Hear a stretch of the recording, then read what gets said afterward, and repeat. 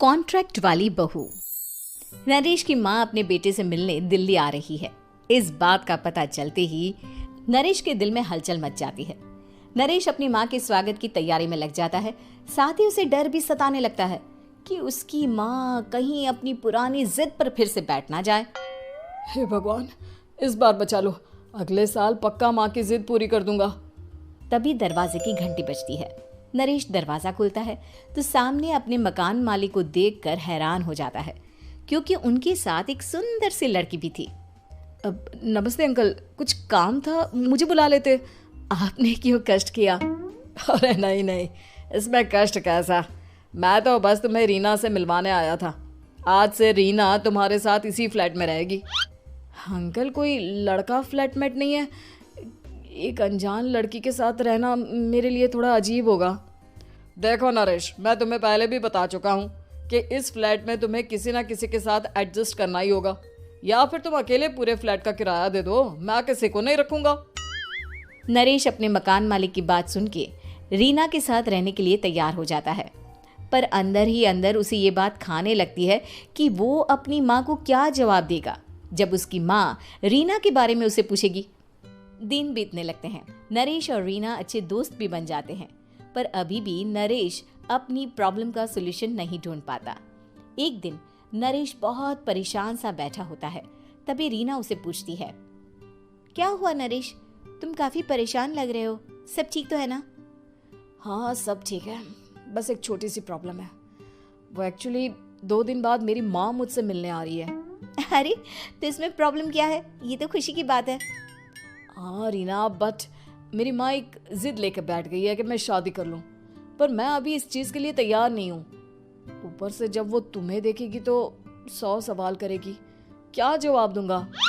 अरे इसमें कोई टेंशन वाली बात नहीं है, मेरे पास ना इस प्रॉब्लम का सलूशन है, जिससे ना तुम्हें शादी करनी पड़ेगी और ना ही तुम्हारी माँ मेरे बारे में कुछ पूछेंगी। रीना की बात सुनकर नरेश सोच में डूब जाता है। वो सोचता है कि रीना खुले ख्यालों वाली लड़की है, कहीं माँ को सच बता ना दे। नरेश को सोच में डूबा देखकर रीना कहती है, अरे क्या हुआ, किस सोच में पड़ गए? डोंट वरी, जैसा तुम सोच रहे हो ना वैसे कुछ भी नहीं है, मेरे पास एक प्लान है। मैं कुछ समझ नहीं पा रहा हूँ, कैसा प्लान? मैं समझाती हूँ। हम ना एक कॉन्ट्रैक्ट मैरिज कर लेते हैं। फिलहाल मेरे पास जॉब नहीं है, तो तुम इस रूम का किराया दे देना जब तक तुम्हारी माँ यहाँ रहेंगी, सिर्फ तब तक। और तुम अपनी माँ से कह देना कि मैं तुम्हारी सच बता दो, मुझे कोई प्रॉब्लम नहीं है।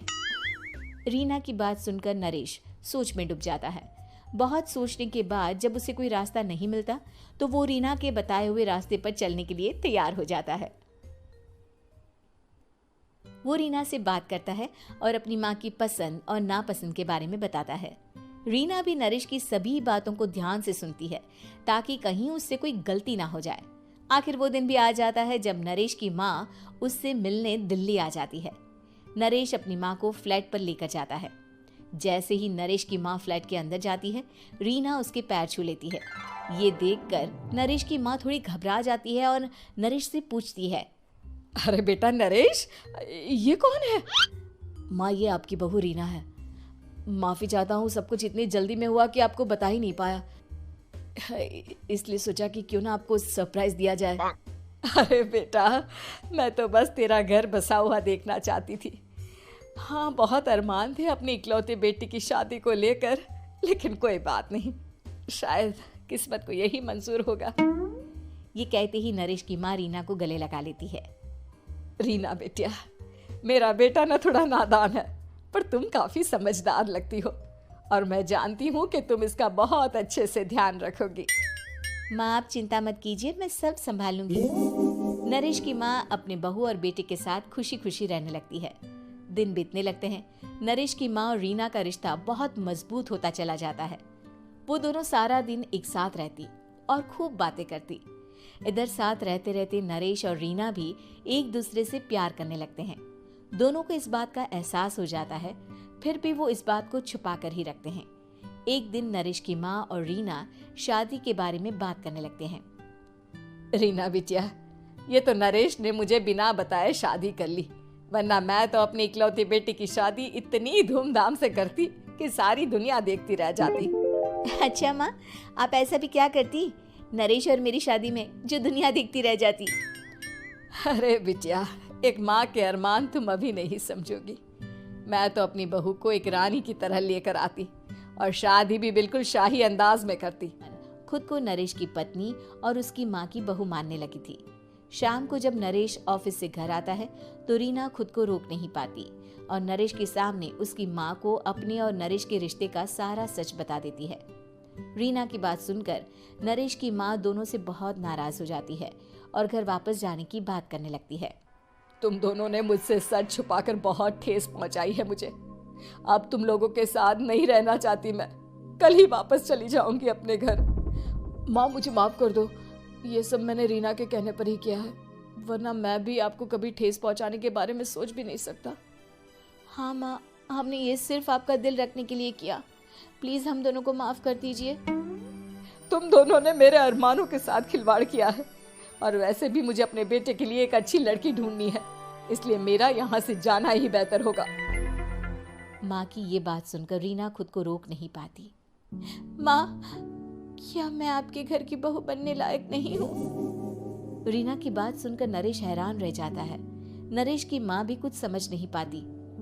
मैं कुछ समझी नहीं, आखिर तुम कहना क्या चाहती हो? माँ, मैं वो नरेश से बहुत प्यार करती हूँ और साथ ही साथ मैं आपको भी अपनी माँ मान बैठी हूँ। आज जब आपकी बातें सुनी तो खुद को रोक नहीं पाई, इसलिए सारा सच आपको बता दिया। रीना की बात सुनकर नरेश की माँ की आंखों में आंसू आ जाते हैं और वो अपने बेटे नरेश और रीना को गले लगा लेती है। मेरे घर की बहू तो सिर्फ रीना बिटिया ही बनेगी। मैं आज ही तुम दोनों की शादी की तारीख निकलवा दूंगी, बस एक बार तुम्हारे घर वाले मान जाए। उसी दिन रीना के माता पिता भी उनके फ्लैट पर आ जाते हैं। दोनों परिवार आपस में बैठकर बातें करते हैं और शादी के लिए राजी हो जाते हैं। रीना भी कॉन्ट्रैक्ट फाड़ देती है और कहती है, सही मायने में मैं अब बहू बनूंगी। अब तक तो सिर्फ कॉन्ट्रैक्ट वाली बहू थी।